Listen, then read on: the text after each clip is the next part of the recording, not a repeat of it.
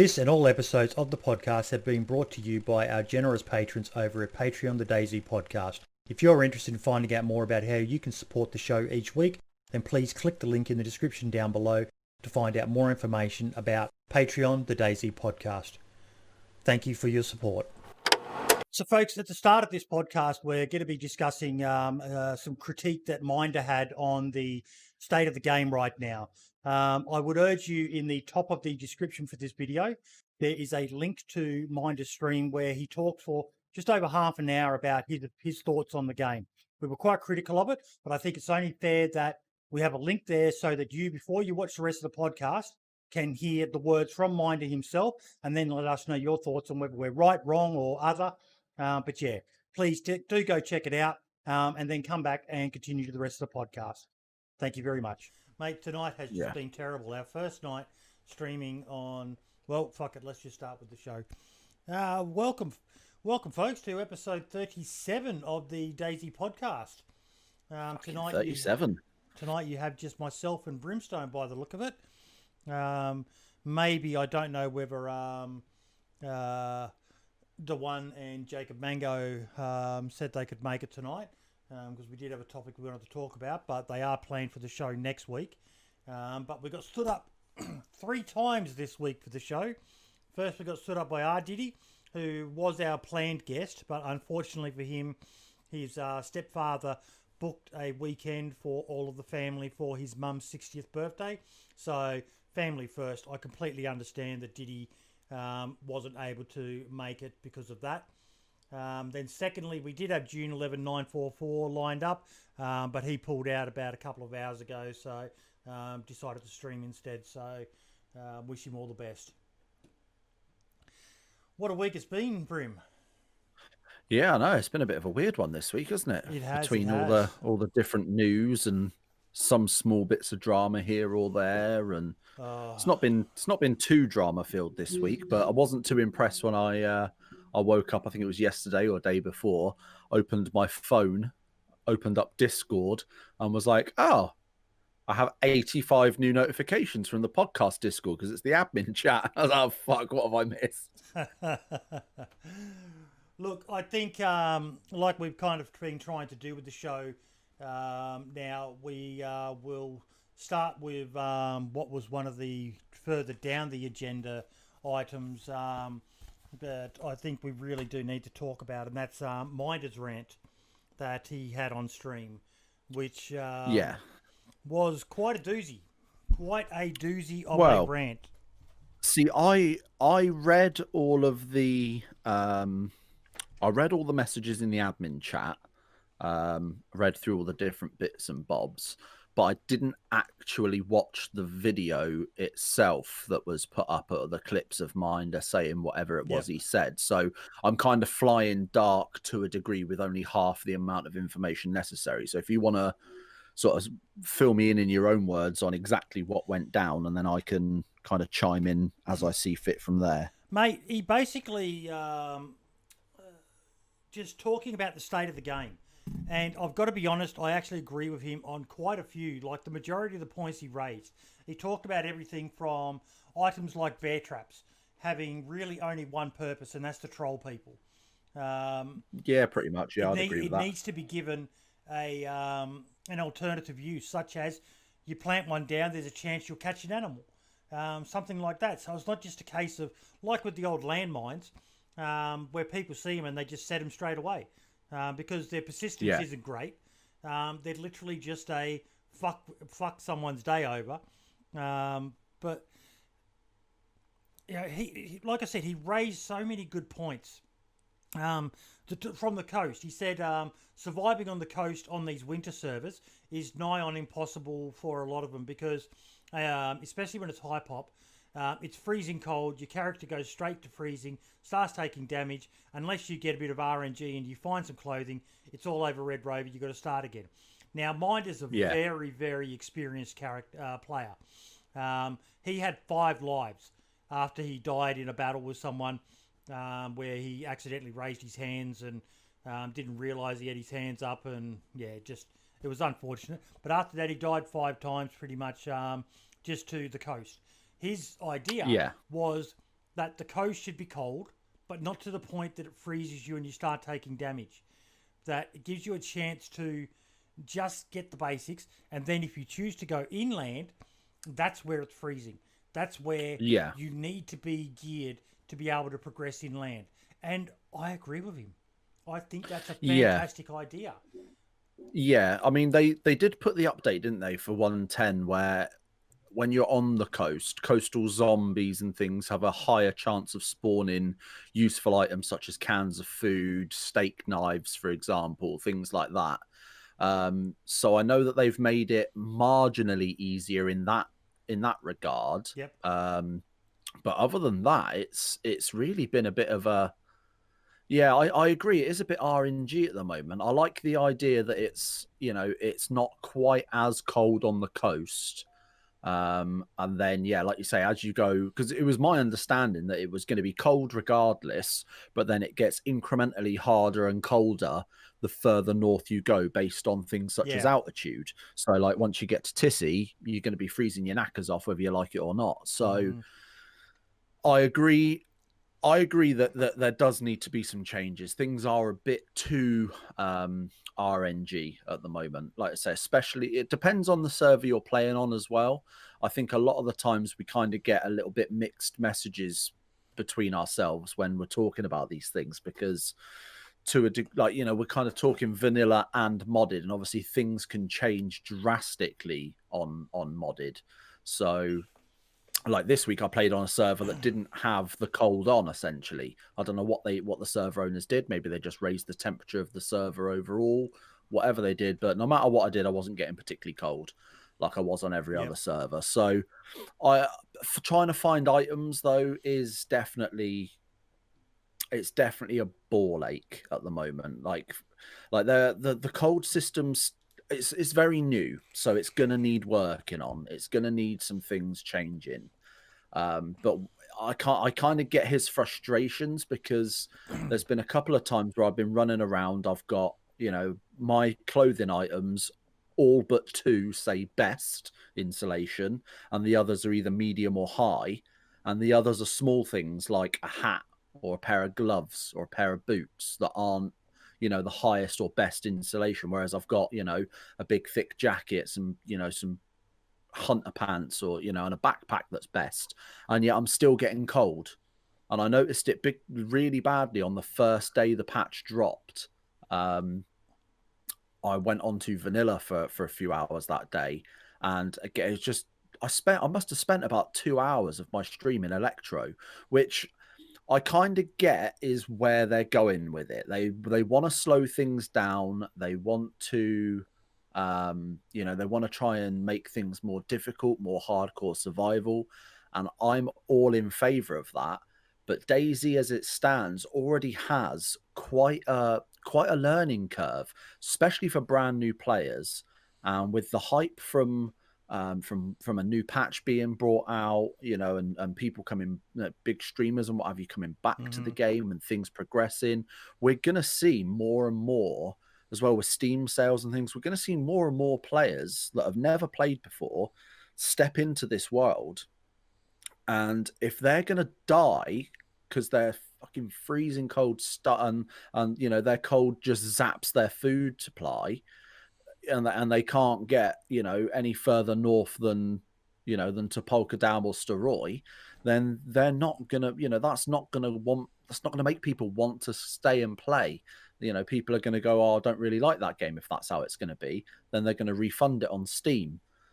So the company's going to lose out on money, and players just generally aren't going to have the best time. So I think there is some definite tweaks that need to be made here or there. But yeah, I do agree with what Minder says in a lot of things he says. He, like you say, he's a very, very what's what I'm looking for? Experienced player. That's the word. He's a very experienced player in DayZ. He's one of those guys that's been playing it for so long that when he speaks, you should listen to what he's saying, because he knows what he's talking about. But the prevailing issue seems to be every single time with him is he makes good points but doesn't know how to get them across. He'll say something that is absolutely 100% on the money and a very good point. But he'll say it as, "Oh, the devs need to fix this crap. They need, this needs to be done. Yes. That needs to be done. This is shit." He's very combative and very, very negative with it, rather than constructive. Was next level, which is what destroyed his argument for me. Like he said, "I don't care if you think I'm arrogant." He called them incompetent. Said they need to play the game. Now, to say you need to play the game to Sumrak, I'm sorry, but that's fucking arrogant. That is very fucking arrogant thing to say. You could disagree with what they're doing. You could disagree with the direction they're taking it. And ultimately, in my opinion, what it comes down to is I was watching a video by a guy called The Mighty Jingles. And he reminded me of a video that Soviet Womble did, where he was talking about with game development, there's a certain type of person that's almost the evangelist of a game. The die-hard supporter. You can never say anything bad about it. And those people are the greatest people for your game until you start moving the game in a direction they don't like. Yeah. And I think that's what's happening here.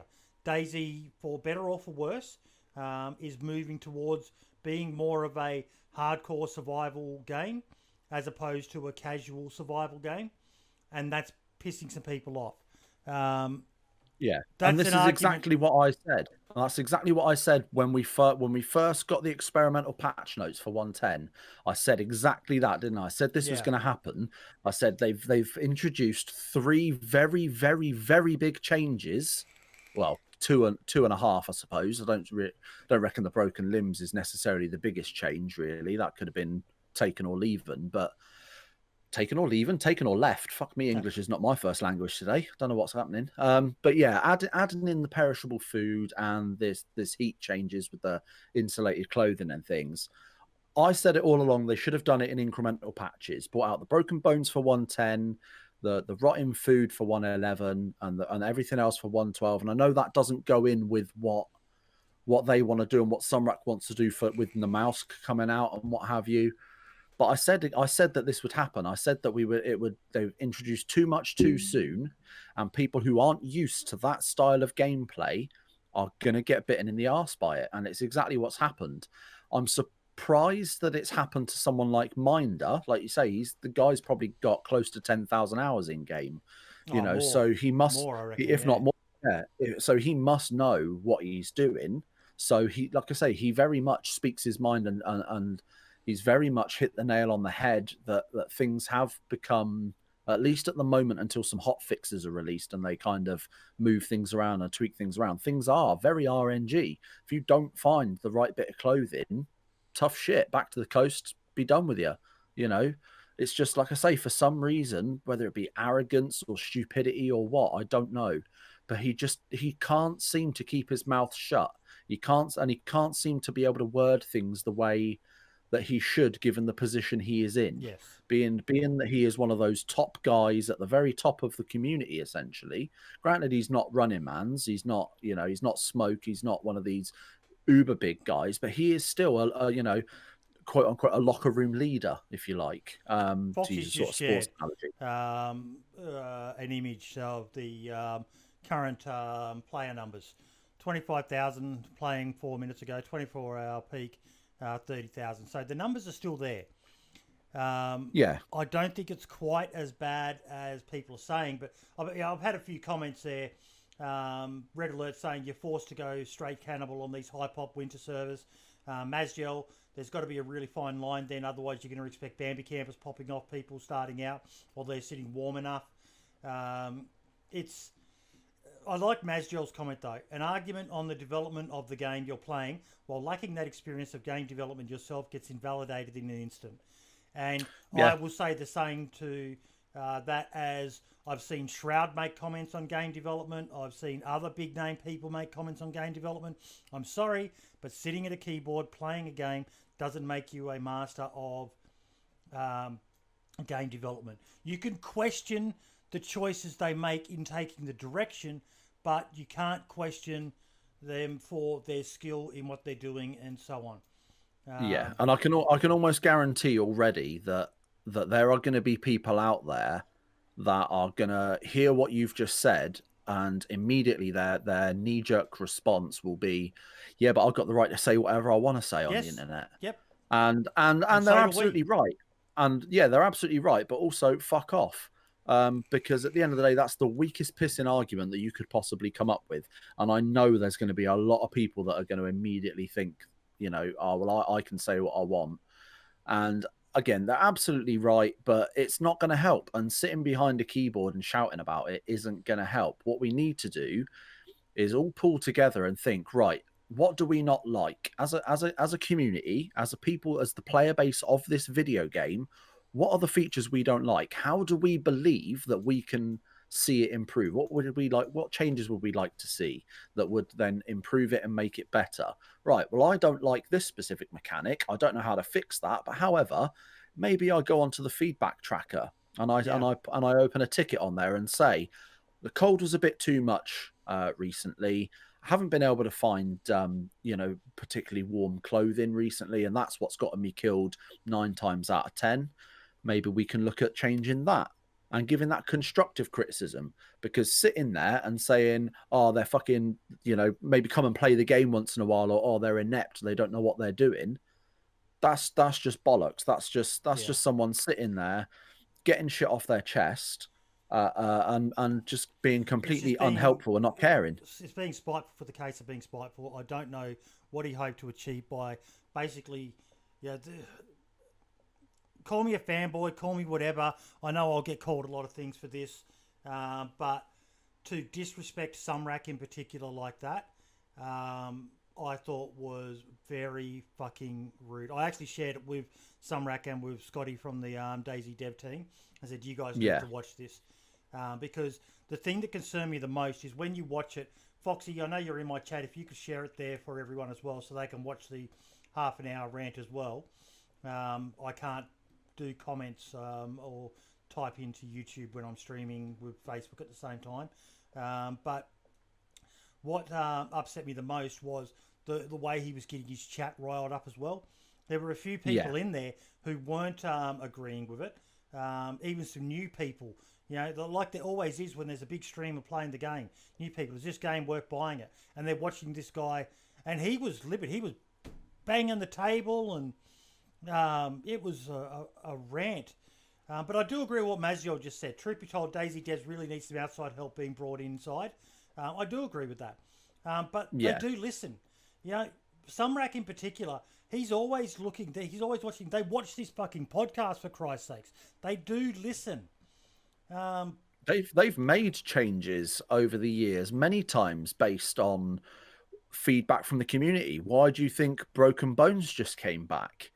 They've had the ability to put Broken Bones back in for a while. They were just waiting for the right time because they knew the community, and it's a feature they've specifically worked on over the last however many years.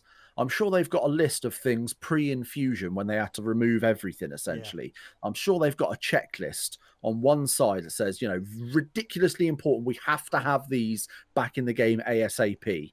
And then they've got a few other bits. It's like, maybe we don't need that just yet. We'll worry about that in a year's time. And, and it goes incrementally down the list, I'm sure. And I can almost guarantee that Broken Bones and various other things they've added in over the last sort of 4 or 5 patches have been exactly what the community have asked for, and yet people still just can't take that and enjoy it. And like Marks and Foxy said in your chat there is, imagine what it's going to be like when Namalsk comes out, because I can guarantee Minder's going to take a week off, Namalsk's going to get dropped. He's going to go, right, because he's a smart bloke and he's a content creator for DayZ, he's going to go, right, well, I need to get onto Namalsk because my viewers, my community want to see Namalsk. They want to see that on stream. They want to see YouTube videos. Right, let's go. Bang. He's going to load into Namalsk, and on that first stream, he's going to melt down. I can almost guarantee it. Yeah. Because he's going to die a couple of times from the cold. I'm sure we're going to mention it at some point in the podcast as well later. There's going to be frozen cans of food. Yeah. So every item of food and drink that you find on the mouse when that map comes out is going to be frozen solid and inedible. That's if they're running the full mod. The full mod of Namalsk, not just the map. Yes. Of course, yes. I'm glad you put that in there. Yes. So you are going to need, if you're running on a server that is running both the map and the survival aspects of the mouse together, that's going to be a thing. You are then going to have to make that choice of what you do next. And in order to eat that food, you have to defrost it, make a fire, leave it out to get warm, hope you don't starve in the meantime. It's hardcore survival. And I can guarantee that the very, very day Namask drops, Minder's going to jump onto that. He's going to pick up a can of frozen beans and be like, oh, why the fuck can't I eat this? And immediately toys out the pram, fucking here's it gone, see you later. And he's going to throw a wobbly on Twitter again. And because it's his MO. What I think the dev team need to do now, though, is stop adding stuff, and they need to polish what they've got.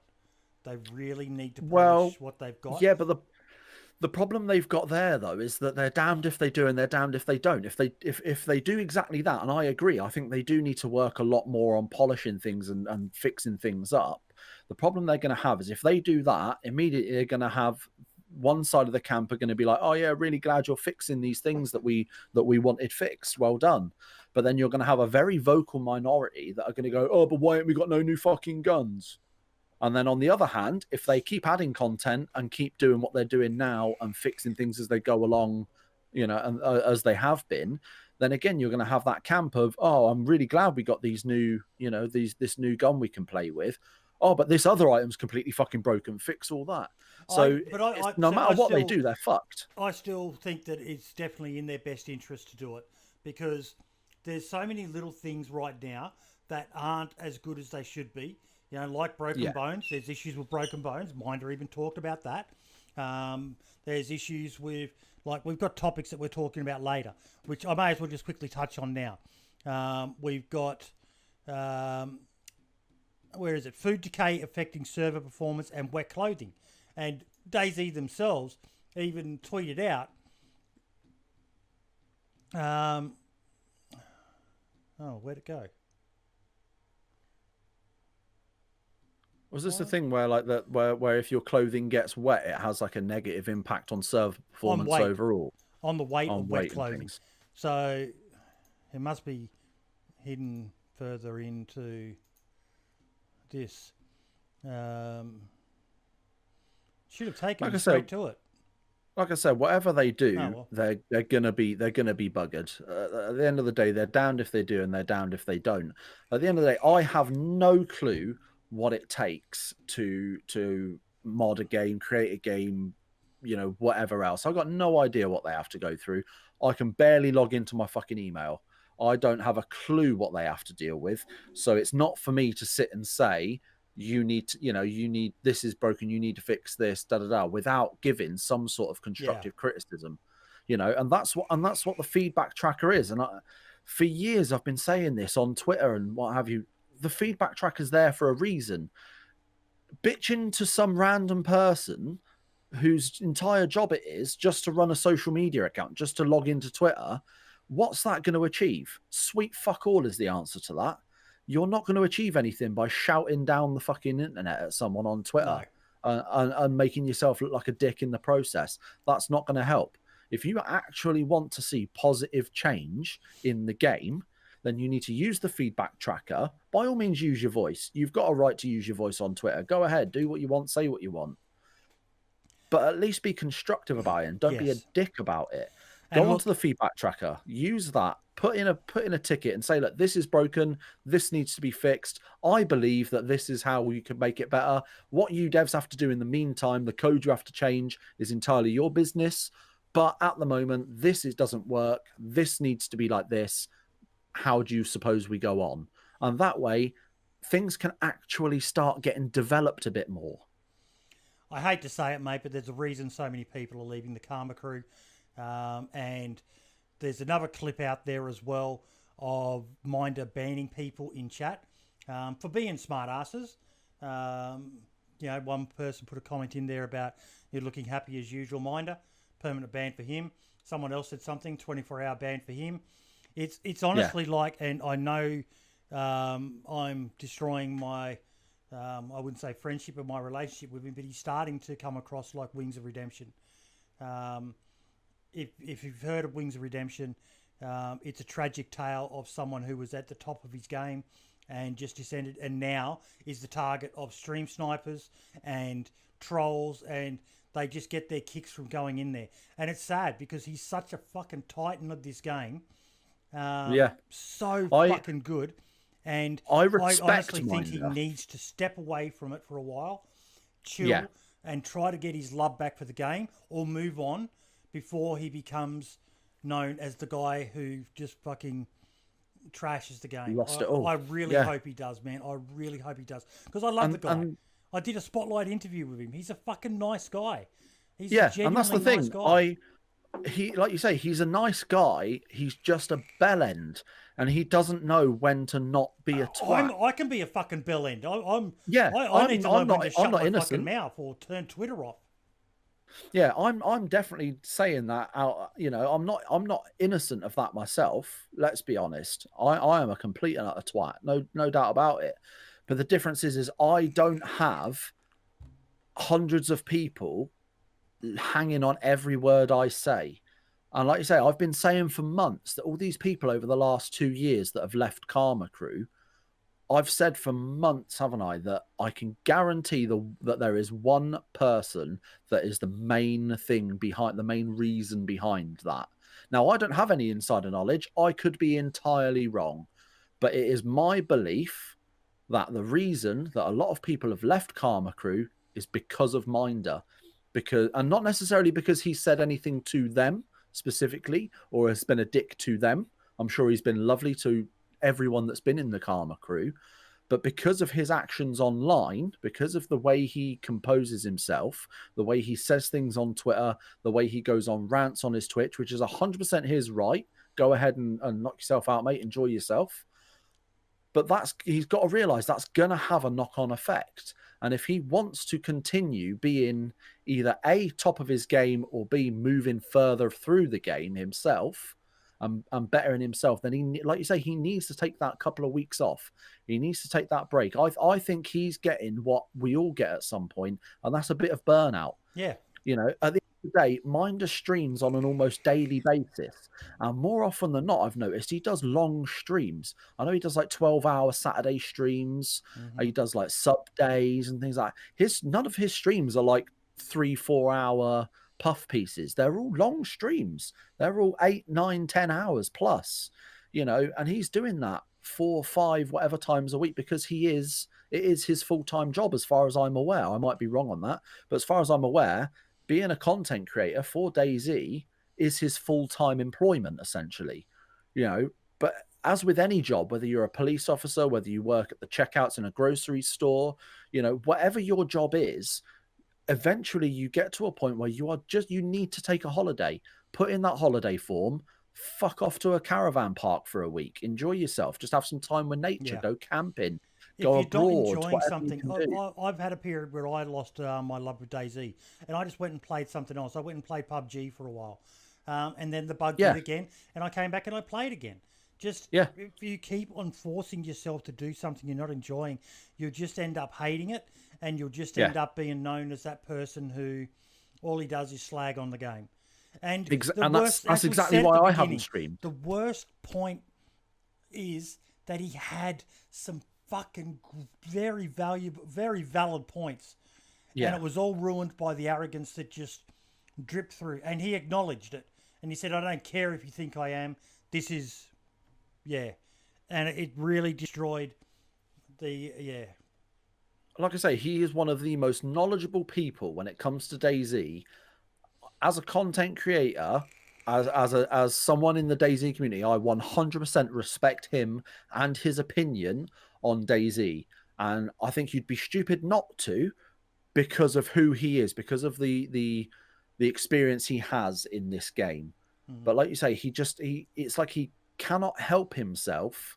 He just has to say things certain ways. He just has to do things certain ways. And they're not ways that are helping. Like you say, he came up with some very, very good points. Survival in DayZ right now, as we speak, is RNG, like it or not. You know, if you don't find a warm enough jacket, tough shit, you're dead, like it or not. I And wonder, that I don't needs know if I'd changing. go so far. I know I kind of mentioned it beforehand, but it's not easy for someone who's not a hardcore survivalist. Hardcore survivalists are in general doing okay. I'm yet to find a server that challenges me yet. Just jumping on.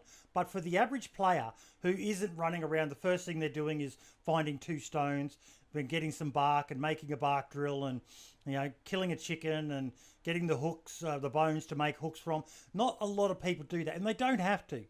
But it's for them, for the ones who aren't like that. Yeah, it's not enjoyable right now, and I don't like that. I want the game to be enjoyable for everyone.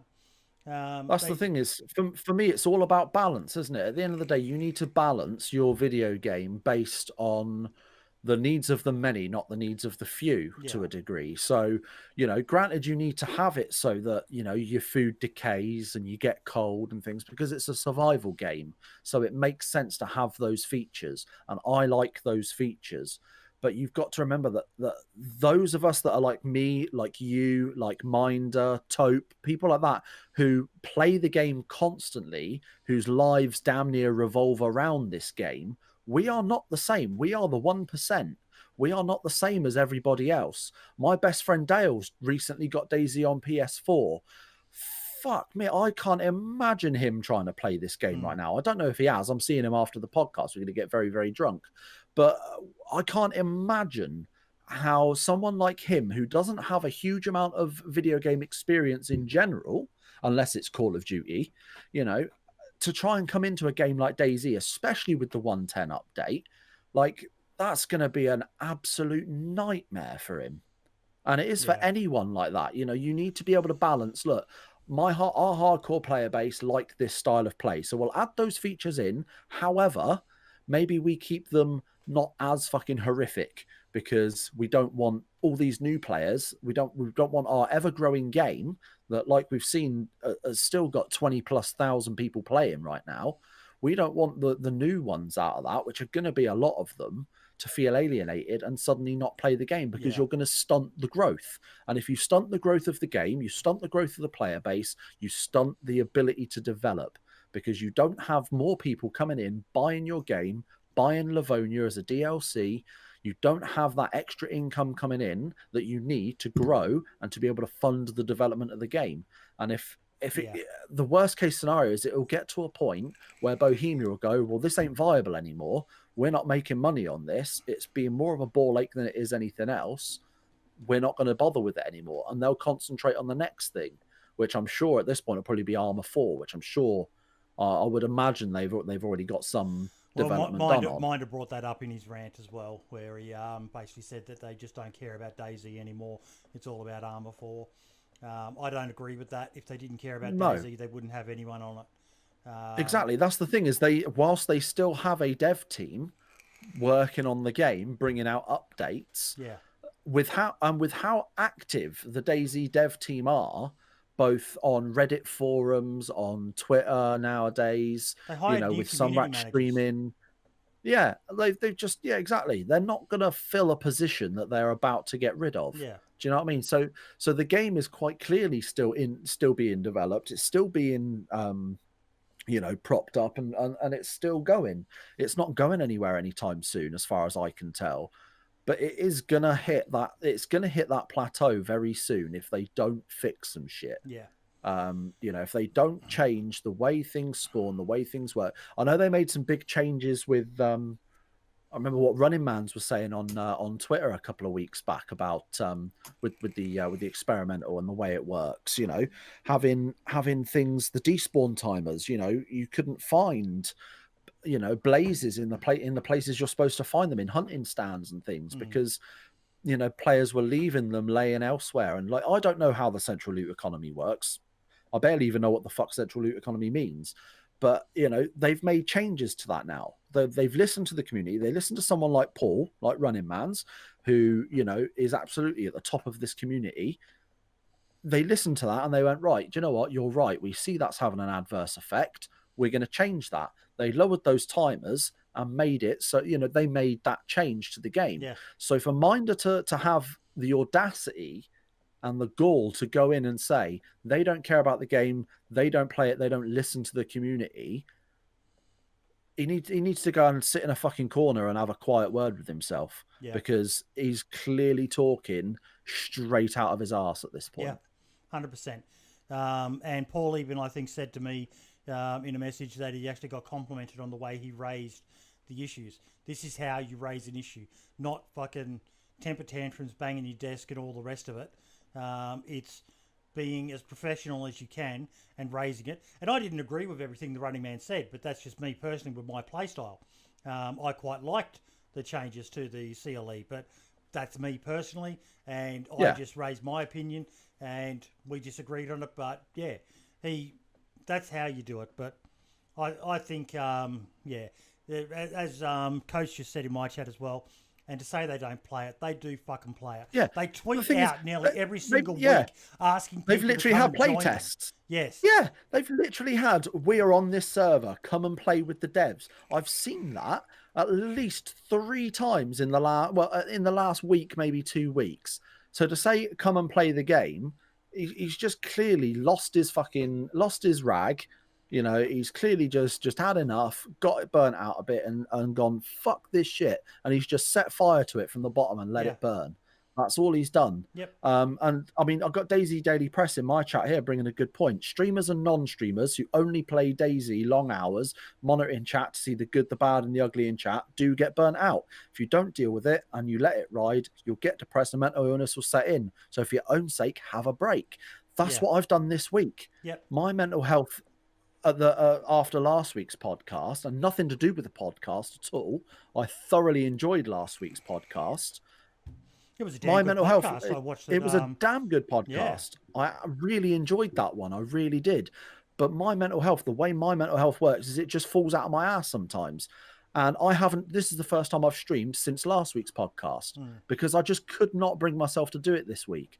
I've not been right this week, you know, and some of that is because I don't want to get burnt out. I know that it's going to happen and I don't want it. So I purposely go ahead and take a week off every now and then, take a few days to compose myself, do whatever else. And then I guarantee, I mean, I'm not going to stream tomorrow because I'm going to be in no fit state, but come Monday, you know, I'll be back streaming again, playing DayZ on the 110 update, facing the same issues that everyone else, Minder, you know, everybody in the chat, facing the same things they face, you know, dealing with that same shit. Now, maybe it's a bit different for me and between me and Minder because he's got 200-300 people in his chat constantly talking to him. And if he's had a bad day, I know as well as anyone else, if you had a bad day, sometimes you don't want anyone speaking to you. No. But if you feel like that, don't press the fucking go live button. Yeah. Have some common sense. But don't press it. But they kind of lock themselves in, mate. This is the unfortunate thing. And it's something that I want to explore in a future episode. That the full-time streamers and content creators, they kind of lock themselves into, because it's a cruel fucking industry to make a living from. Yeah. And if you take a break from it, it can be the death of you. I hate to bring it up, but you've only got to look at Septic Falcon. He was one of the kings of DayZ back in the day. And now, he's even said this to me himself. It's not something, you know, gossipy to clip or anything like that. But he's even said it himself. He doesn't get the numbers he used to have. Because he took a long break for family. You know, he had family issues that he needed to make his family his priority. And he's never quite gotten back to that point he was at. Yet he's still just as fucking awesome as he is. Like, he was one of the first Spotlight interviews I did. I was blown away that he agreed to do one because he was just a titan. And these guys who do it full time, his content hasn't changed. They lock themselves into this. They have to do it. If they don't, they're not going to get the money, and it affects their view of the game as well. Yeah. Yeah, and at the end of the day, guys like Septic Falcon, his content hasn't changed. Nope. Like, and I mean that in a positive way. It's evolved and changed as it needs to with the game and with but like you said, he's still that awesome content creator that he always was back when he was a bit bigger back in the day. And Ariana's a prime example of that as well. She took a bunch of time off to, you know, she had a fucking kid for Christ's sake. You know, she went and became a mother. came back and did, and admittedly, it hasn't got the same numbers. And it's the same thing she said before. She's had it where people have tweeted her or gone into her chat and said, "Oh, you used to sit here on hundreds. Now you've got like 10 people viewing you. What happened?" And it's like, well, last I checked, a child fell out of my vagina. I'm sorry I couldn't be around for 9 months while I was a little bit fucking busy raising a family. You know what I mean? But when she does stream, it's the same as if she never left. Yeah. She's still again one of those titans of the community. She's still one of those people that a lovely person. That yeah, absolutely. I can't possibly think of a bad word to say about her. Because she is so nice. So the fact that you get guys like Minder, people that are at the top of the game, that just they're gonna get burnt out. It's gonna happen. I don't know how it hasn't happened more. I don't know how this is the first real instance that we're seeing of it, or that we're speaking of. There's probably been some that we haven't noticed or that we haven't spoken about, but like this seems to be like the one, doesn't it? That straw that broke the camel's back. Everybody gets burnt out. It's okay to get burnt out. Take a week off. Do whatever. I don't know what his family situation is, whether he's got a girlfriend, any kids, whatever else. He said he's taking a break, and they've got a new puppy turning up to the family. So what more do you need? Yeah, I'm jealous already. Yep. So I hope he takes a break. I hope he gets his head together. I hope he comes back. And still, Minder, we want you to talk about the problems with the game, but please just do it in a better fashion that isn't as disrespectful to the dev team. And you can help make some positive changes for the game. But I think we need to move on from this topic because, it did come across a bit as a Minder bash, but I didn't want it to be. It was more about the fact that, to recap it, the TLDR, he raised some good points, but he screwed it over by losing his shit.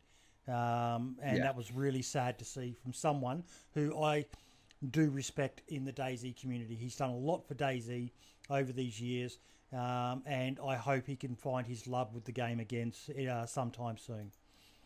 Yeah, and I mean, just quickly looking at the my calendar here as well. We're on the 28th today. Namalsk comes out next week, Thursday. So take a break, take a few days off, and come Thursday, we're all going to be back on it big time. I know Foxy's sorting out his server today, making sure he's got all the files updated and shit. It's a good time to be in this game. Everyone needs to take the next few days, take a break. Let's kill this community for a couple of days, have a quiet few days, and then let's fucking hit Namalsk like no one's business. And let's actually have, a ridiculously good Christmas playing Namalsk together. That's what we need. Now, on a more positive light, ladies and gentlemen, we have a website. Woohoo! We do. It's fucking good looking too. What was it? Squarespace, wasn't it? Squarespace, yes. And no, we're not sponsored by them. I made this myself. And if Boydie can do it, we all can. So we've got lovely little front page here and podcast archives, link to find the show.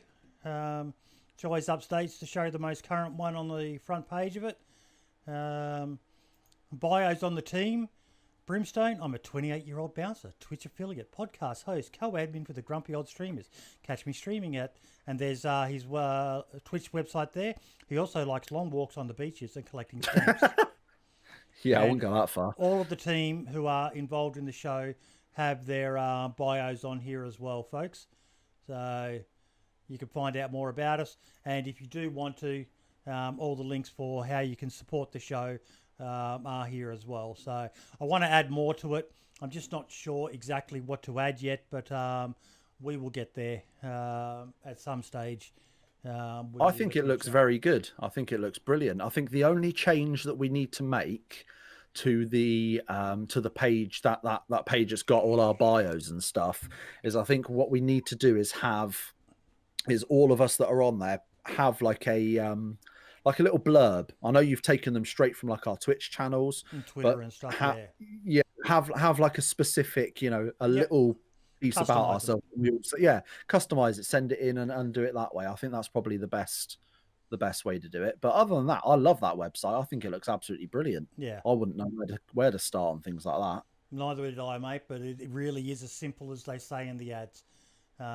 You just got to have a little bit of computer knowledge, and you can eventually get there. Bit of, okay, Marx has just reminded me, and we touched on it before. And I do want to bring this one up again, because it got kind of overshadowed by the whole Mind Around thing, but I really do think, Brim, that they need to now take a few months to spend polishing features of the game. Things like clipping. Yeah. One of my pet fucking peeves is that still 7 years into this game, I think we are now, and I was playing before the podcast started, and I put on a pink and white face mask.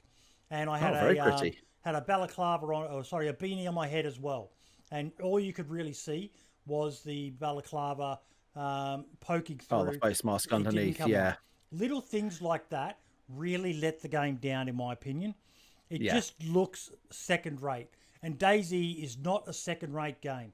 DayZ is a very complex game, and now they need to take the time to polish and make these features schmick, 100% schmick, 110% schmick, so that the haters have got less to fucking go at, and people new to the game, first 5 minutes of the game, and you put on a pink beanie, and then you find a balaclava, and it's clipping through, and you be going, oh, they can't even fucking get that right. What's the rest of the game going to be like? Exactly, yeah. And that comes back to that new players. New players are going to see that and go, what the fuck is that about? Yep. And they're not going to enjoy it. Rainbow Six Siege had the same problem back when I used to play that a couple of years back. They had every 3 months, they brought out a new update, which would have like between 2 and 4 new playable operators, characters. Some of them would have new guns, new gadgets, new, this, that, and the other.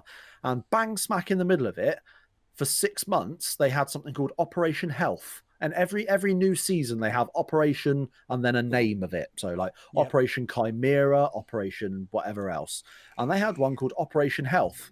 And that meant that when that patch dropped, when that update dropped, that should have had content. That should have been characters, guns, the lot. That should have been content. But they didn't. They said, fuck the content. Our game is broken right now. We're going to take this time to actually polish it up. We're still going to have people on the development team that are going to work on the next patch on what we were going to drop today. But you know what? No, we're not. We're going to fix the game for you, the players, because we know that there are things that are broken. They have problems with hackers. They have problems with desync. They had bugs. They had overpowered guns, overpowered characters. And they went, nope, do you know what? We don't like this. We're having a change. And they called it Operation Health. They fixed the game. And holy shit, did they fix the game. They did very well with that first Operation Health. Admittedly, they probably need a second one by now. I haven't played it in a while, so I don't know for certain. But that's what DayZ need to do. Like I said, they need to go, right, we've dropped 110. Now, Mousk is coming out this week, this next coming week. Right, now, until February, we're going to just constantly, no more updates, no more introducing a new gun or fucking about with adding a little island near Prison Island for shits and giggles. No, what we're going to do is we're going to fix it. We know that hats are clipping. We know this is happening. We know that's happening. We're going to concentrate on that. Have their own version of Operation Health for a couple of months, get things done. And that way, people have far less to complain about. Again, you're still going to have the people that are going to go, oh, why hasn't there been any new guns for a while? Why has nothing changed for a month? Because that's development. That's game development. Shit happens. Build a bridge, get over it. Yeah.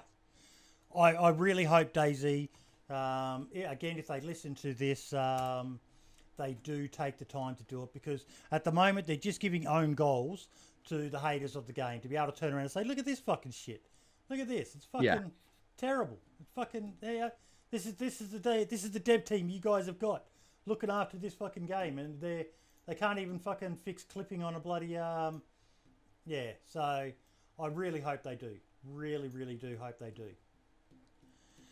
On another more positive note, oh my fucking god. we got the treat of a fucking lifetime last year. I'm going to play a couple of clips here. Let me just bring it to the desktop.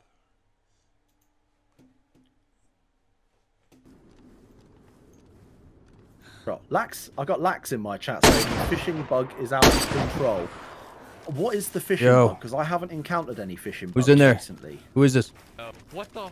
What? Smoke? Is that you? If anyone knows, Dude, what there's no fishing fucking bug way is, this is you. by all means, after let me all know. the I shit, haven't kill me had and any issue apart from the fact that I seem to catch quite a lot of fucking broken welly boots nowadays. Yep. Hang on. I think that's just my piss poor luck, to be fair. I was just playing the first clip. You might want to play it on your channel. I'll bring it up. You tell me when. So pop it in the see if you can do the live thing to Discord, the stream thing to Discord. Oh yeah. God, I'm an idiot. I'm out. 1 week off, mate, and I'm bloody. Okay. Your brain's gone. Screen.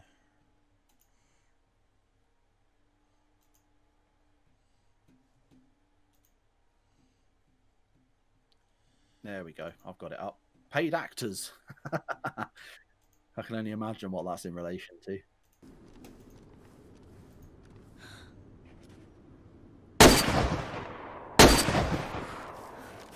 Yo.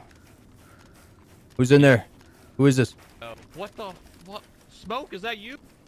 Dude, there's no fucking way this is you. After all the Did you just try to shit, kill me and miss? I just Did shot you you. just try to kill me and miss, Dude, son? after all the shit that my fucking shit. Dude, I just shot you in the fucking head twice, and you're still alive. Oh, my heart. I literally just shot you in the fucking head. There's no way that this is actually you, dude. Come on in, buddy. Come on in. You have no. And yeah, that happened live on stream, and ouch, video too loud. Sorry, guys. But yeah, Shroud and Smoke bumping into each other on one of Smoke's servers. But it was, I was watching and I was in and out all day through the stream. That was the Sunday, I think, my time. But it was just good to watch these two guys who are absolute fucking beast of DayZ. Just, yeah, they together it was a dream team to behold. And they ended up dying. And then they actually linked up in Discord and ran together for quite a few hours, and it was absolutely phenomenal, man. Absolutely phenomenal. Imagine rocking up to a house trying to shoot someone in the fucking face and then finding out a few seconds later that it's Shroud. Yeah. How fucking fortuitous is that? That is mental. Oh, Lax has come back to me here as well. You can't fish in the sea at the moment. Not sure if it's only day one. Fishing is screwed, does not work. I see. That's where you're going wrong, Lax. Don't fish in the sea. I always do it streams and ponds. Topolka Dam's perfect for it. I didn't actually try fishing when I jumped on before. I had all the gear for it, but I didn't actually end up needing to. So, yeah, it's little things like that. Come back to the topic before about polishing. Yeah. They need to polish. They really need to spend a good 3 to 6 months, I reckon, polishing the features that they've got at the moment. Well, probably 3 to 6 months is a bit too long, but 1 to 2 months minimum. Getting it post Christmas, and if they can get some stuff done before Christmas, great. But post Christmas, focus on making what the game is at the moment the best it can be, and then start working on adding new stuff in again. Yeah, maybe through February into the beginning of March. I think do that first couple of months of the year through the winter when everything's quiet anyway, because everyone's still drunk and fat from Christmas, and maybe I'm just projecting my own thoughts, but that's definitely what I'm going to be. Yeah. It's have that first couple of months of the year, start the year off with a bang. Get some good bug fixes in there, get some polishing. Spit on a rag and shine that bad boy up, and then come back strong for 1.11 come April time perhaps. Yep. Release the 1.11 update in April. That's going to have all the patches, all the big fixes. They can do little hot fixes for some of the smaller stuff that's broken in between. An update in January to fix one little thing, an update in February to fix a bit of clipping on your you know, on your balaclava and your beanie hat, and you know, fix a little bit here and a little bit there, and then big update in April, just for shits and giggles. 1st of April being April Fools, and bring out a fucking brilliant polished update to really confuse all trolls, because they go, wait, is this April Fools? No, now I'm getting April Fooled because I can't complain about an update that's come out because it's actually really good. Yeah. Perfect idea. Run with it. Okay. Next topic that we had, gone too far. Winter maps all the rage right now. Will DayZ ever give us one? Maybe a seasons.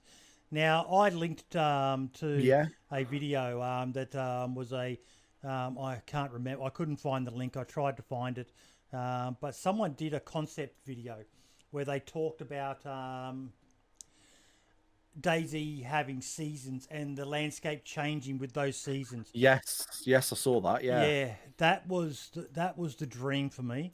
So that you know, I love these winter maps. I really do. I got to play DayZ Down Under winter map a while back as well. Initially, I thought I wouldn't like it, but I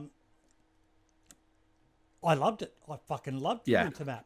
And it's not like they can't do it, because they brought out Halloween. They did the Halloween server event thing, and they changed. Basically, well, it was just fucking ridiculously foggy. That was the only change that I saw. But it shows they have the ability, and they've done it in the past, haven't they? They've done over like December, over Christmas. They've done it where they had, you know, snow everywhere and a big fuck off Christmas tree in the middle of Electro, and you know, things like that. So they've got the ability to do it. I do hope they do, and I hope they actually make it something substantial, rather than, like you say, with that Halloween event, just making it a bit foggy, making it difficult to fucking navigate. No one played on those servers because that's all it was. It was just made the game impossible to navigate, because you didn't have the modded maps where you could add markers, because it was vanilla. It was official servers. So all they did was just made it a fucking annoying to walk anywhere, and near impossible to drive, because you couldn't see more than 50 meters in front of your face. So if you were driving, you had to drive at fucking 5 miles an hour the entire time, so you didn't crash too fast into a tree. So, you know, I would like to see them do something, and actually do something substantial. Put that snow on the ground, stick a big Christmas trees up everywhere, you know, presents underneath, you know, that have, especially on the coast, you know, have a big Christmas tree in the center of all the big towns on the coast, with 10 or 12, you know, various size Christmas presents underneath. And those Christmas presents have, you know, a couple of cans of beans, a couple of bottles of water, you know, a couple of knives, a can opener here or there, you know, some basic supplies, a beanie hat, one of those Zimovka hats, like the bobble hats with the fucking thing on the top, because they're like the best insulation, you know, things like that, things to help you get started. And then things are going to get incrementally harder as you go on the coast. Less Christmas trees, less food, more zombies, colder, you know, more RNG as you go north. That for me is the way I think it should be. Definitely. Now the next point, I had linked to a post, but it seems to have disappeared, and I think that might have been I don't know why it's disappeared, but it was a link to something about server wipes. I'm trying to remember what the point was. Server wipes. No. No idea what it was about. The link just it doesn't seem to want to work now. So we'll move to the next point. A city map. Now, we talked about this on the stream a while back, and I proposed the idea of New York. Now, I actually reached out to someone, Inclement Dab, or Jinglement Dab, as he's called now, and he said someone's actually done it before. And he linked to, let me bring this up, screen.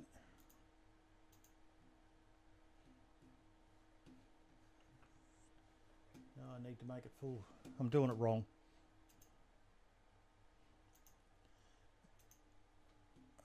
Application. There we go.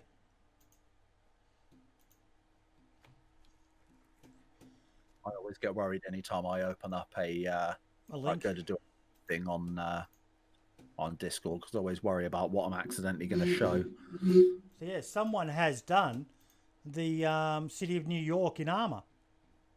Oh, nice. What were Armor 2 or Armor 3? This is armor 3, I believe now, but he said it was armor 2. So this map is in a state at which an entire team of people would be required to complete a rework of the map of appropriate buildings, yada yada yada. It's 16 kilometres square and is true to the real scale of the area. The map is a recreation of Governor's Island, Liberty Island, Lower Manhattan, parts of Brooklyn. I'm trying to recreate the real terrain as close as possible. However, because of the limited building resources, I will take some artistic liberties. And he's given shout outs to people. Someone had a Liberty statue. Someone used he's used certain other objects and that. But fuck, man, That's pretty cool. I would just love to see that come up. I'll post that link in my chat if people want to check it out. The New York Armor 3 map.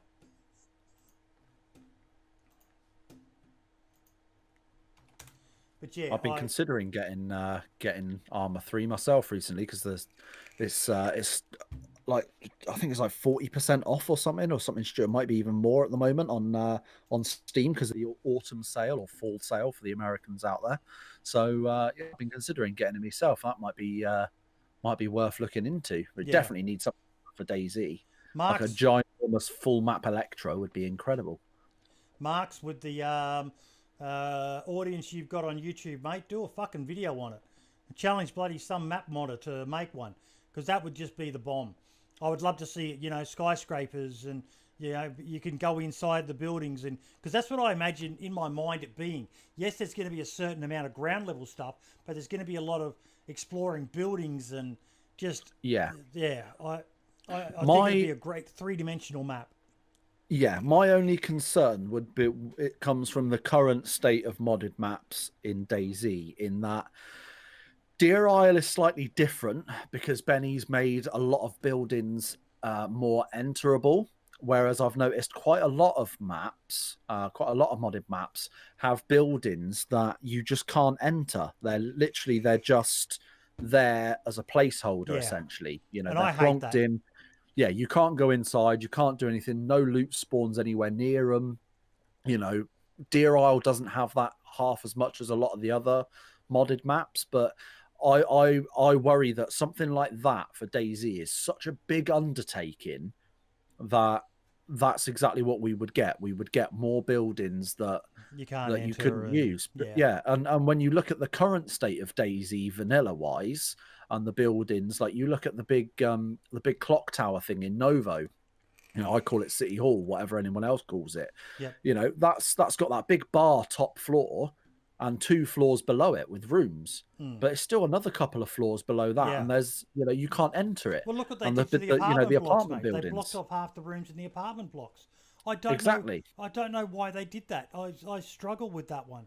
It annoyed me because they were great buildings. You know, it used to be where back in the day where you went to find a tent was the apartment buildings. Now nothing spawns in them. I don't know whether that's changed, but the last I heard, there's not a single spawn located in their buildings. They're just useless buildings. As far as I'm aware, they're nothing. A sneaky barrel in because no one ever goes in them. Yeah, I'll tell you what they are good for. They're good for clan bases. If you can get one of the really tall ones with loads of rooms, if you're on a community server and you've got a group, you've got a clan, a team that you run with, taking over one of those is perfect because you can all have your own room. And obviously, the less of you there are, the more room you're going to get.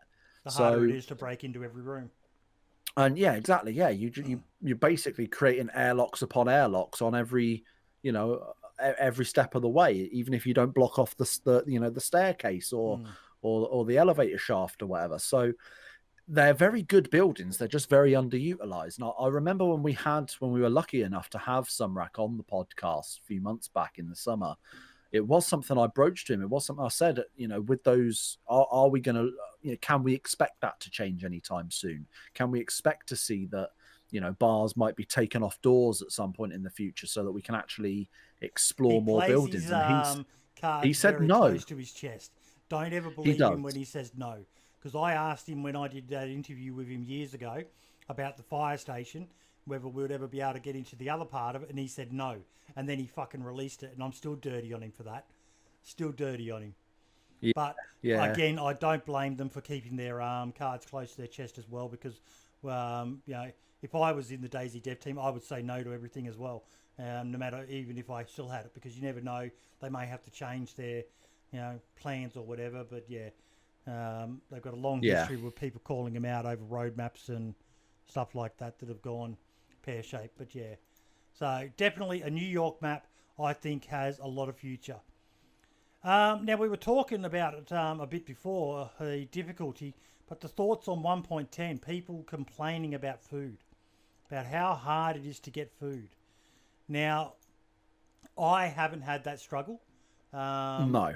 But I am an elitist, or no, what did Uncle Ray call people like me? What was his classification for us? Oh, I can't remember. He had that table thing, didn't he? He had that drawing he did. I can't remember. I'll have to go back. I've still got the episode saved, I think, on my hard drive, so I'll have to go back and have a look. But elitist. I think it was mostly elitist, yeah. But yeah, no, I kind of get where people are coming from. I haven't had the issue with not being able to find food. I don't know if there's been major changes to the way that the food reacts with your character now, but I found that food doesn't seem to go as far as it once did. So, like, even if you've got all of the best clothing and you are all of the warm that you could possibly get, I've noticed that like that first day that I played on official servers, I spent about 2 hours in Electro, killed a goat. I must have killed close to 10 chickens. And before I'd even left Electro, I'd eaten every fucking scrap. And I was still getting cold and my food was still going down. And I could not get my food to go over into that you don't need to eat for a while. You know, I would finish eating a load and then running down the road, or not even running, just slowly walking down the road, you know, as you do. I found that my food thing was dropping and my Apple symbol was no longer solid white. It had that chunk missing at the top, telling me that I'm going to start getting hungry again soon. Same for hydration. So I don't know if they've changed the way the food works, whether things are less nutritious now, or if they've changed something with your character's stomach's situation, or whatever they've done backstage. But for some reason, food just doesn't... I find it easy enough to find, but it just doesn't last as long. I might as well not find it. I've found that fishing has become almost an absolute necessity now. And with the fact that you can craft the improvised fishing pole, you know, and you can get a bit of rope from combining 12, 2 stacks of 6 rags, it's very easy to get into fishing, you know. So I found that no matter whether you're on vanilla or modded, you know, when you're first starting out and you're a fresh spawn on the coast, fishing is the way to go, because you need so much food to actually keep you going. Otherwise you end up starving again, and the cold zaps your food stores, so you just end up, dying from starvation or from hypothermia. The cold has definitely added to it, because the cold drains your food more, Brim. The colder you are, the more food you start burning. Exactly. Trying to stay warm. So that's probably the mechanic behind that. But Red Alert's just raised a good point in mind about base building with DayZ. And I think we did touch on this with Adam, but wouldn't it be great if they introduced a fortifying function in vanilla, where you could fortify down an existing house, lock it down, as opposed to having to build walls, and especially like with the more doors DayZ, where you can't build anywhere. You're limited by, and if a building's got furniture and stuff in it, then it stops you in some cases from actually blocking off windows that players can crawl through. Yeah.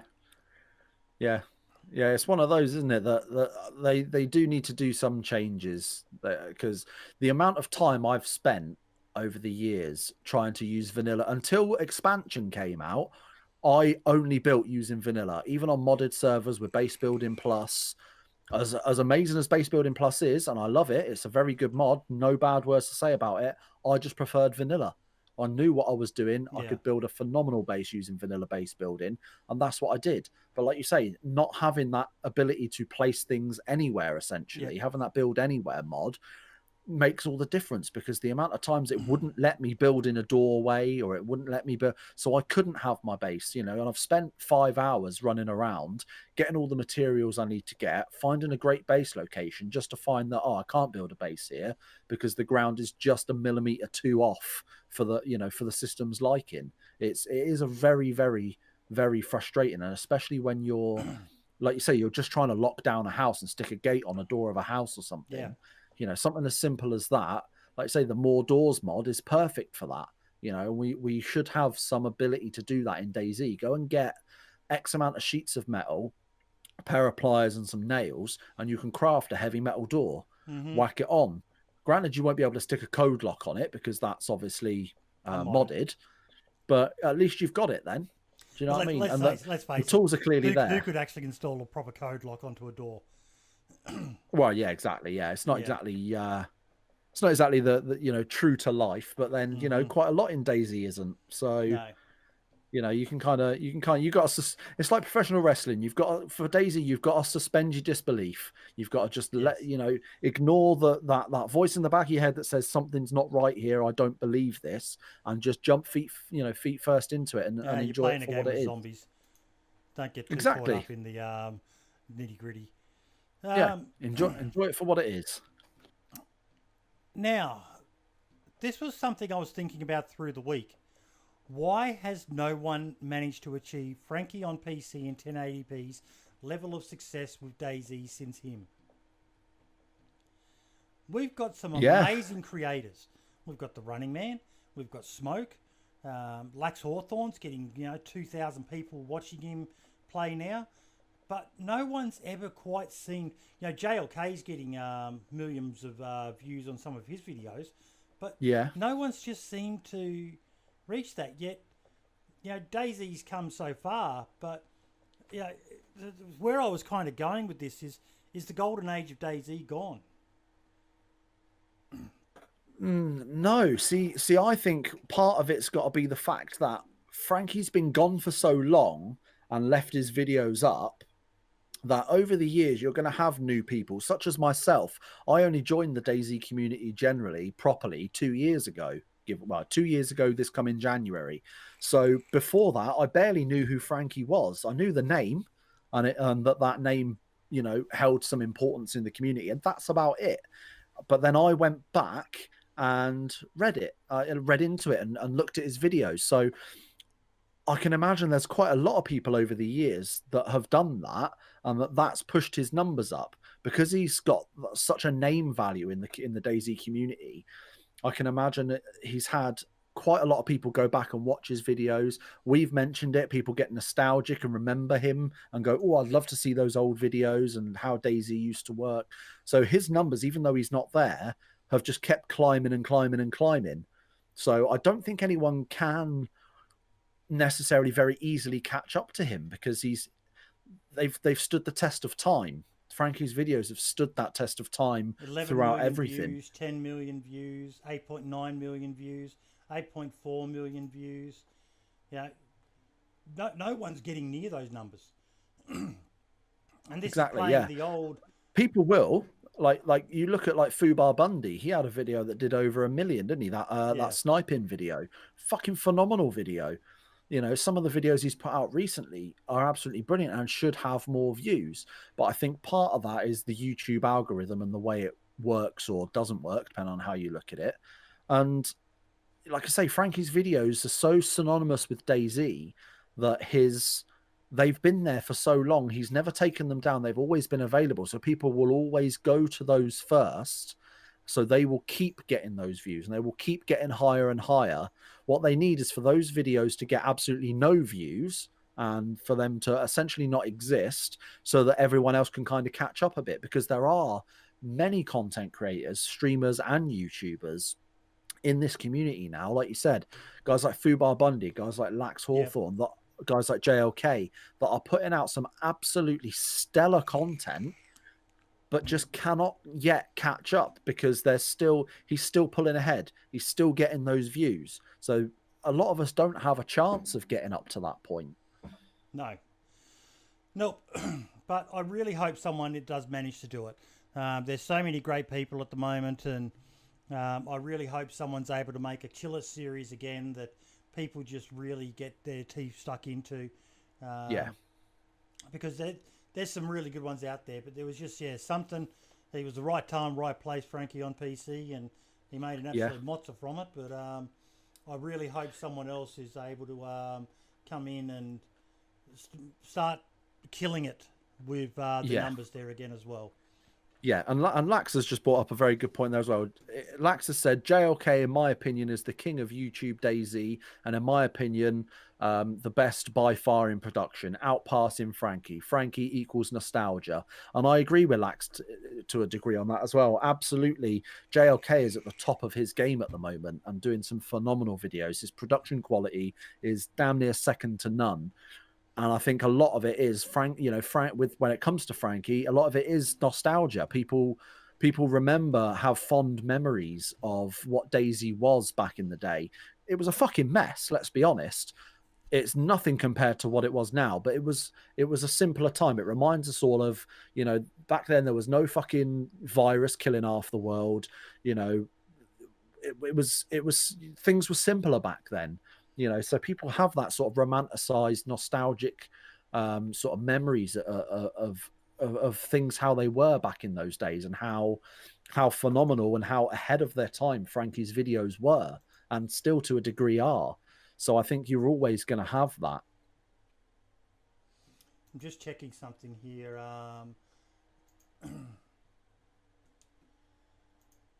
So I'll actually announce it right now. JLK is coming on the podcast as a guest next year. Very early next year. I'm thinking of slotting him into that one of yours for January 9. Because I've done an interview with him. So we'll let you be the host. No pressure, mate. Just the biggest guy in DayZ for YouTube. Yeah. I'll manage, I'm sure.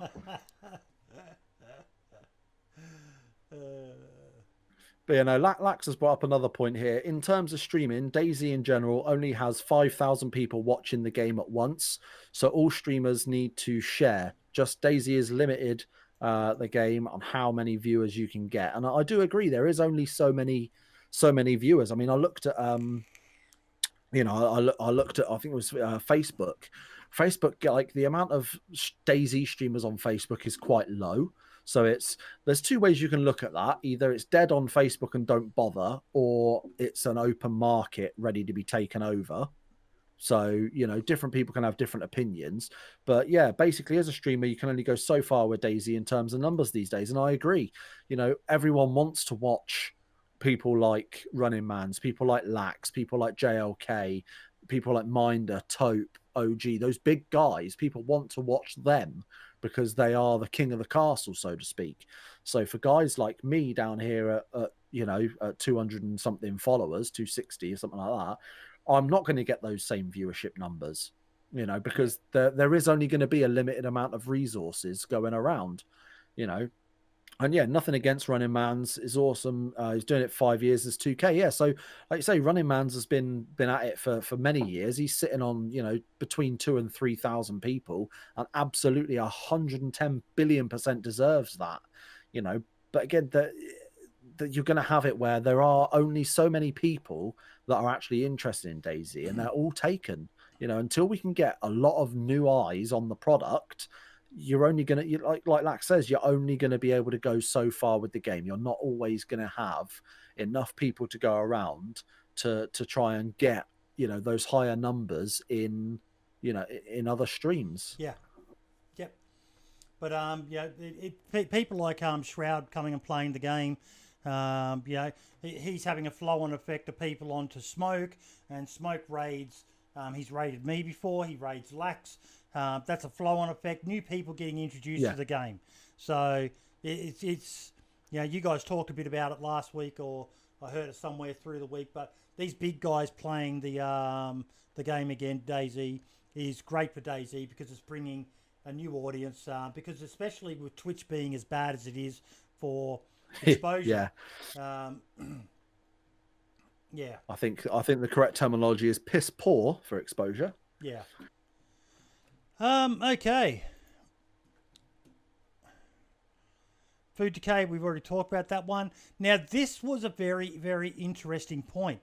For anyone who runs a server, there is a Discord security breach that even I wasn't aware of. So I'm going to bring up a Reddit post. Let me just... Okay, so I've got to maximize that. And screen...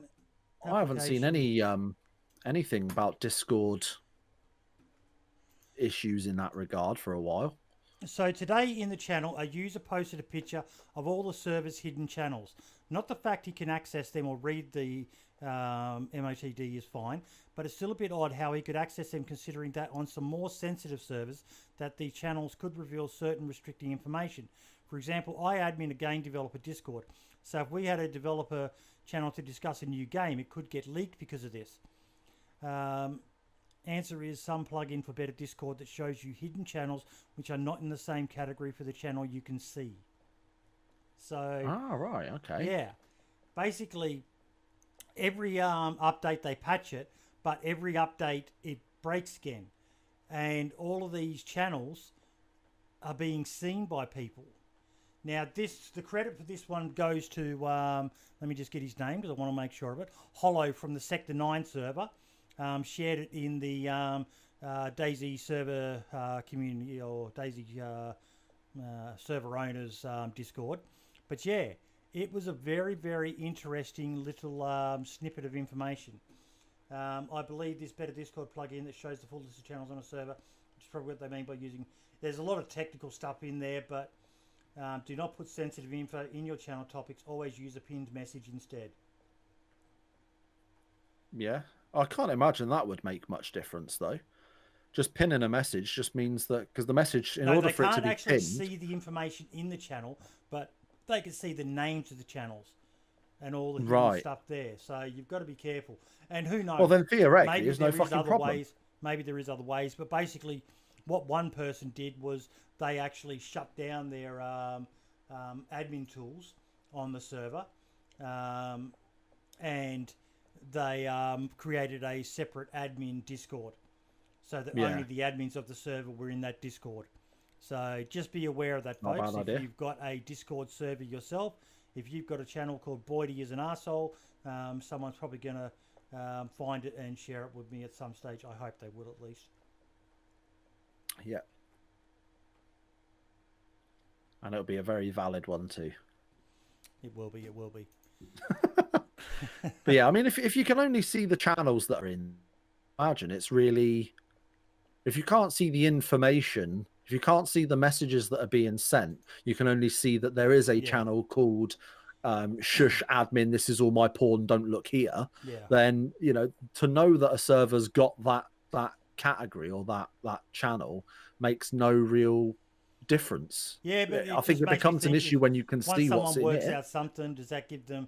Yeah, there's so much, and it's something we're going to be touching on in next week's episode with Daone and someone's going to figure it out. Someone's going to figure out a way of looking into, you know, hidden messages and things. Yeah, there's always ways of doing things. It's like they say, once something's on the internet, it's on there forever. You know, you'll never get rid of it. So be careful what you're posting. Keep your dick pics to yourselves. Now the DayZ Twitter is being more active lately, but nothing really stood out as a quality one. But I wanted to give a shout out to our old mate, No Context DayZ again. God, he finds some good fucking, good little memes and that on the internet. When you're all geared up and everyone you meet is friendly. It's so accurate. It is. It is so accurate. I thought that was so funny when I put it. But please give this guy a follow if you have Twitter, folks. You won't regret it. I'm going to post his Twitter channel here. He deserves a lot more follows, folks. He's a funny man. There are some brilliant memes on that Twitter, no doubt. Mark J, is that you? Is that your Twitter handle, mate? Always watching Wazowski. But yeah, I love it. I love it. It's a good, fun. The troll he got on us with the drama podcast thing that he did. It's just a good, fun DayZ related channel that just allows you to have a laugh and it's one of the most positive, wholesome channels for DayZ. I love it. I fucking love it. All about the lols. All about the laughs. Well, there you go, Mark. I wanted to give you a shout out again, mate, because I love your channel. It's one of the best things. Yeah. Okay. Because we've had no guest on tonight, we're finishing a hell of a lot earlier. So it's shout out time. There's two things I wanted to shout out. One is Foxtrot, who is doing some great guides for cinematics like Fubar Bundy does.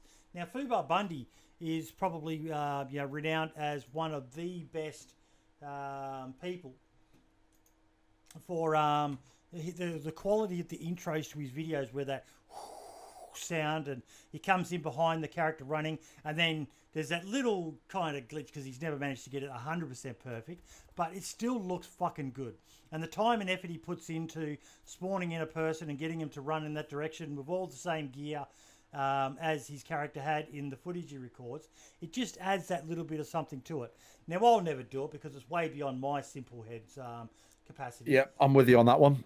But Foxtrot has done a video showing you how to do offline mode guide to doing these creating scenes.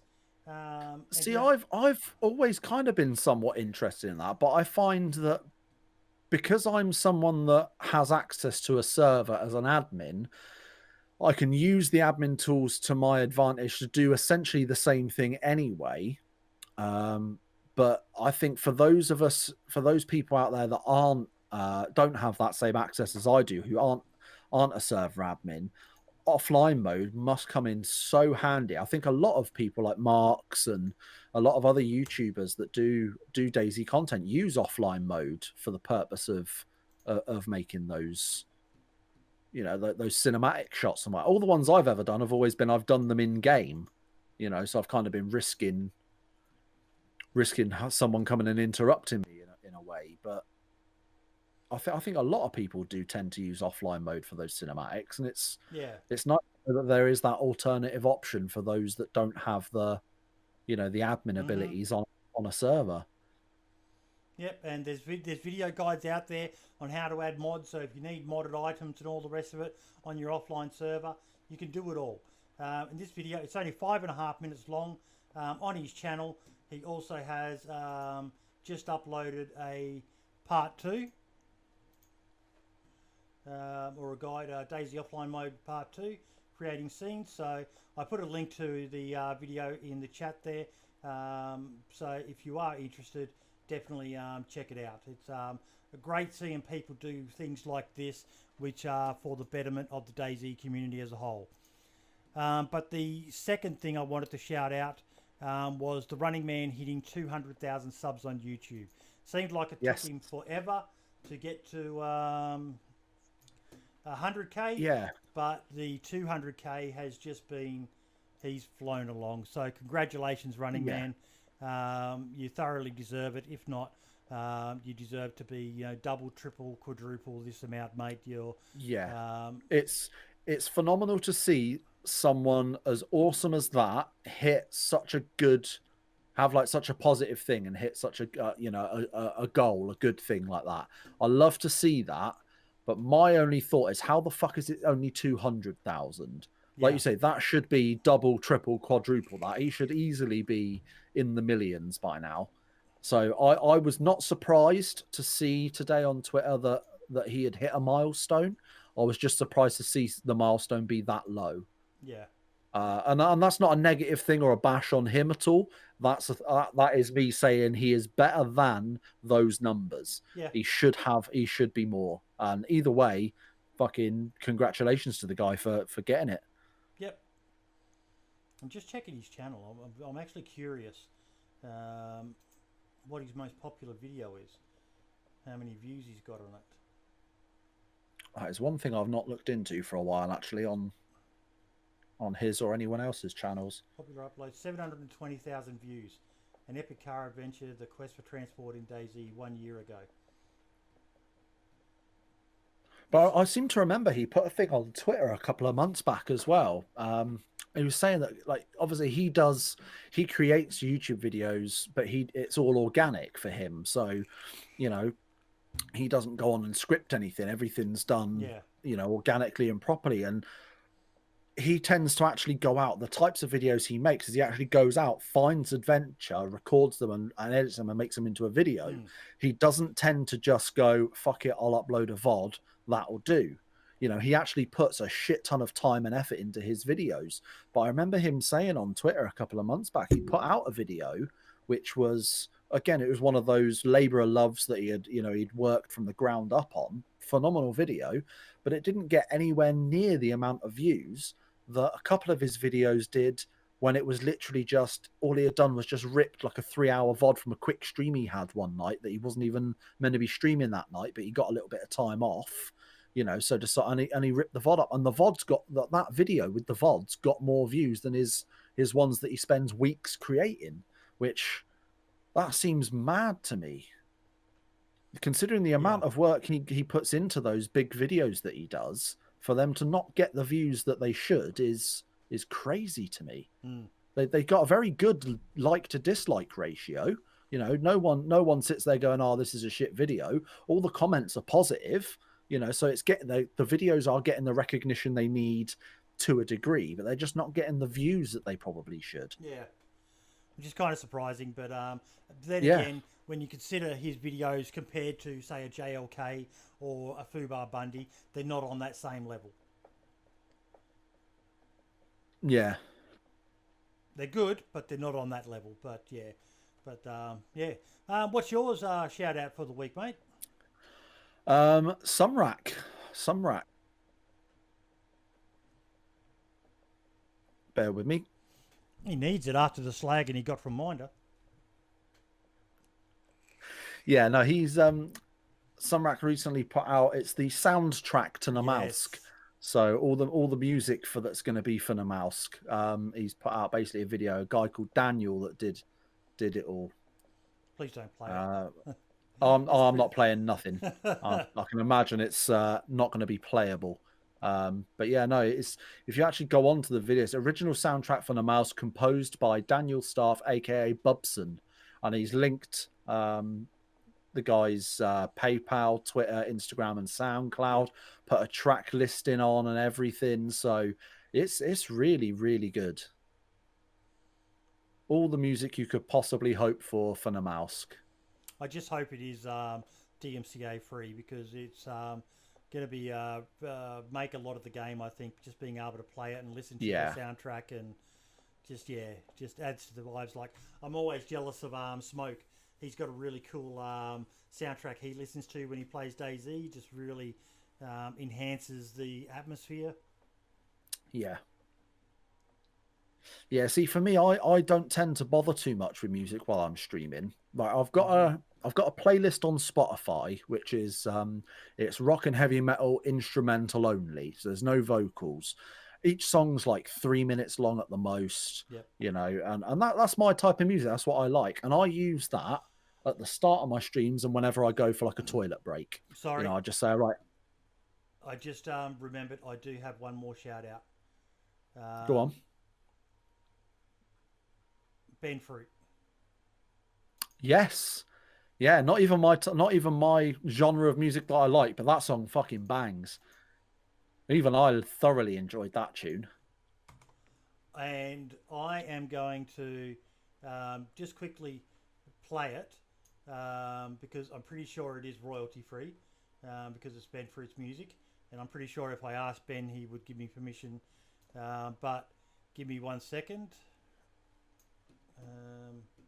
Yeah, it was proper catchy, wasn't it? I put it on the other night thinking I'm probably not going to enjoy this, but, you know, I'll chuck a like on the video and I'll watch it all the way through, you know, give him that little bit of support that I can. And I found myself sitting there. I was just like nodding my head and like shaking my shoulders. Yeah, that.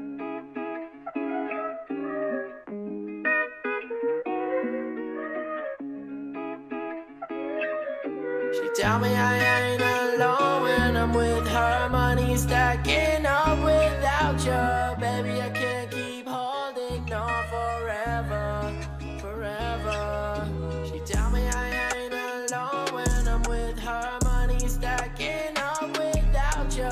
Baby, I can't keep holding on forever, forever. She only calling on my phone late nights when she's lonely or she need advice. And I told her I will make.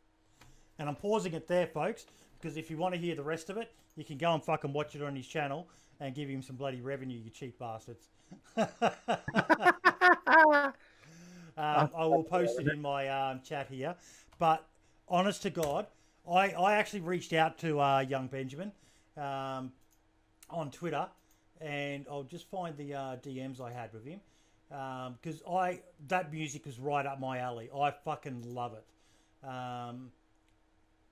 Where is it? Yeah, see, I'm more of a rock and heavy metal fan, but that was I can appreciate other genres, you know, and I did thoroughly enjoy that. He wrote, sung, and engineered the song himself. The whole He did song everything himself. is done by Ben. Fucking crazy, isn't it? Yeah.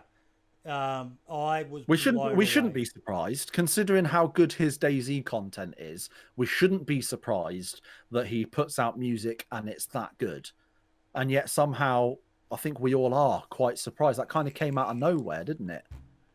Blew me away, mate. Blew me away.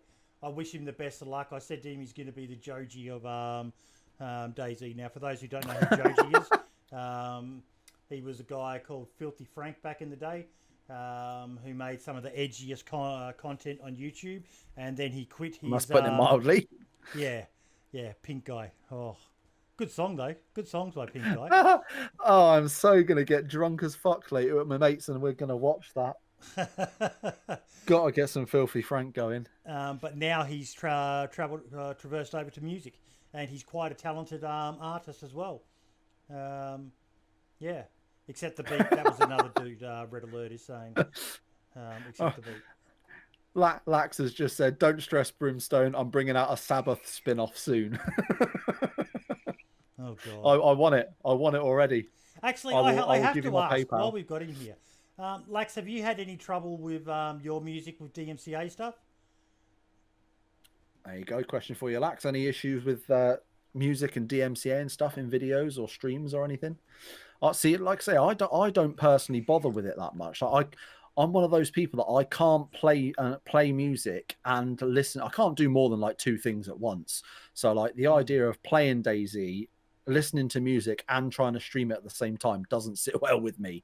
So like I like to be able to hear what's going on. So I tend to not bother and just have a bit of music here or there. Like in the, you know, if I say, right, I'll be right back in a minute, guys, going to go and have a piss, chuck a quick tune on.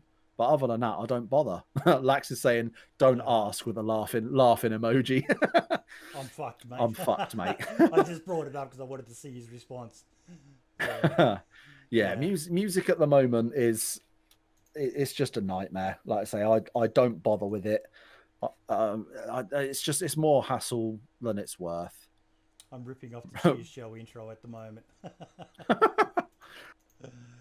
Yeah, I mean, I know Harris Heller from Alpha Gaming. I know he's done his Stream Beats stuff. So if you look him up on Spotify, he's got a bunch of music that's completely DMCA free and ready to use. Yeah. But yeah, like when it comes to, I know that like I can't even remember what the fucking name of it is. I use some Filmora 9, it's called, is the editing software I use for whenever I do on the odd occasion put out some YouTube content, and they've got music involved in that that comes with the program, and that's all DMCA free as well. That's all royalty free. So there are things out there you can find where you can use music, but just sometimes it's weird, isn't it? You get that kind of that idea in your head of what you want for your video, and sometimes you just can't find it. Sometimes it doesn't exist. You can't find it royalty free. You can't find the easy stuff. So yeah, it's a fucking nightmare at the moment. I just don't bother with it. And Lax is saying, keep saying I need to delete everything ASAP, to be honest. But that's the thing, is it shouldn't be that way. It shouldn't be to the point that that you have to do that. Like, I've even stopped myself in the last couple of weeks. I've recently discovered a new band, and I've been listening to their debut album. Came out like 10 years ago, but I'm obsessed with it, and I don't know why, but it's a phenomenal album. And I listened to the whole album. It's like 20 tracks every single day without fail. Fucking love it. It's brilliant. And I find myself sitting there going, going to hum it, and I go, oh no, better not. And I purposely stopped myself on stream for like humming it or whistling it or anything like that in those, you know, quiet moments where you're just running down for those the who road. don't know, Because I'm worried that I don't. There was actually a DMCA on YouTube on PewDiePie and a guy called KSI. Where they used a recorder and something like a didgeridoo, and they played together My Heart Will Go On. From bloody of course Titanic, they did, and they got DMCA struck. Or PewDiePie's video got DMCA struck for a minute and a half of them or whatever, playing on a recorder. My Heart Will Go On. It was the most pathetic fucking thing out there. Yeah, and like I get if you're playing the music, if you're playing the actual track yourself, you know, the original track by the original artist live, then fair enough. You know, you probably, you know, you should be paying something towards that. The artists deserve to get paid for their hard work. You know, there should be some sort of, you know, reparation or some sort of give back to that. But if you're like in that situation, if you're playing a version of it on, you know, yourself, if I'm sat here on my stream with my own guitar playing a song and singing it myself, but not actually playing the original, then surely that's an original piece at that point by me, and there shouldn't be that issue. You know, there should be a way where you can do that without having to fuck about. You know, and I like the idea that we can all pay for a license. There's one like universal license. Well, I think there's like 3 licenses you can get at the moment, but there should be like one universal license. You pay X amount per month or year, and then whether you're, you know, a streamer, a YouTuber, no matter whether you're doing gaming content or whether you're doing vlogs or whatever your content style is, you should be able to pay to have the rights to that and pay a certain amount. And then, you know, that money you pay goes towards the artist, to paying them for what they've made, essentially. I agree, mate. I agree. There's someone will get smart and come up with a way where, you know, you pay a percentage or whatever, but it ain't going to happen anytime soon. Like Mazgel says, DMCA law needs to change due to its archaic nature. But the thing is, from what I understand as well, they don't want it to change, because at the moment it's perfect for. They're making too much money. Yeah. Record industries are making way too much money. Yep. They won't change it. But I did see, going back to guys like Devin Nash, when he started talking about this whole DMCA stuff, he mentioned a very good thing you can do is, if you know of a local band or artist, someone like Ben Fruit, for example, you could approach someone like him and say, look, I really like your song. Can I have permission? Do it in an email, make it all official so it's written and it's proven, and say, look, I really like your music. I would like to be able to use it in my next YouTube video, on my next stream. May I please have your permission, since you're the copyright holder and the content creator of that music? Can I have your permission to please use that? And that way, if they say yes, you've got that in writing. And then if you do get DMCA, you say, but I know the artist, the person that's created it, the person who owns the copyright, has said it's okay for me to use that. Yeah. You know, and that way, avoid music, you know, mate, you're winning. Because end of the day, there's a lot of dodgy shit happening with it. But we've covered this topic before. Brim, I think that's episode 37 done and dusted, mate. Pretty much, yeah. Nice short one today. Yeah. Unfortunately, hour and 45, but still not a bad effort. Not a bad effort at all, mate. And look, everyone. Indeed. We're going to be continuing with the podcast being streamed across channels now, or across platforms. I don't know whether I'm going to continue with the Facebook side of it. It just seems to complicate things a bit from my end in Streamlabs OBS. I think I might just focus on YouTube, but we shall see. We shall see. But thank you all so much for coming along. Don't forget to check out the website, www.thedayzpodcast.com. Check out Brim. You're going to be continuing streaming? No, you're not. You're about to. I'm not. No, I'm going to raid someone and then go and make an absolute fool of myself, get very drunk, and regret my life decisions. Who are you raiding? Because that's how I roll. I'm not sure yet. I haven't looked. I shall be having a look as soon as we've sort of ended the podcast. I shall be figuring it out. And don't forget, folks, we have the Christmas special coming up. If we get everything, oh fuck, I keep on adding shit to it. But if we get everything done that I want to get done for the Christmas special, it's going to be an episode like you've never seen before, folks. It's going to be fucking huge. I do want to kind of broach that a little bit very quickly, because I know you mentioned in the Discord, in the admin chat, I think it was, talks about spicy related challenges. In fact, it might have been on the Twitter on Twitter. I can't remember. I did recently buy some new hot sauces that are not very hot at all. They're mostly flavor related, but it did come with a free chocolate bar, spicy chocolate bar with like 8 squares on it.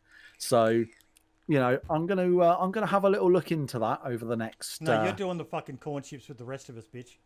Oh mate, you want to see this chocolate bar? Fuck me, I burnt the hair out of my nostril just sniffing it through the packet the day it arrived. I'm scared. My backside is going to be doing a fucking volcano impression within 5 minutes of starting that shit. Why don't you take it over to your mate's house when you get on the piss? Oh, don't, because he's the kind of person you'd say, I dare you to go and stick your knob in the tailpipe of that car and try and do a backflip. And he'd do it just for shits and giggles because you said, I dare you. Yeah. He's that kind of person. They're good friends to have. You can laugh at their expense. Exactly. Yeah. Best way forward, isn't it? It is. Okay, mate, all the best. Thank you all so much for tuning in to this week's episode, Indeed. episode 37. And don't forget to check out the website. I said it before, but I'll say it again, www.thedayzpodcast.com. Have we got a confirmed guest for next week? We do. Give me 1 second.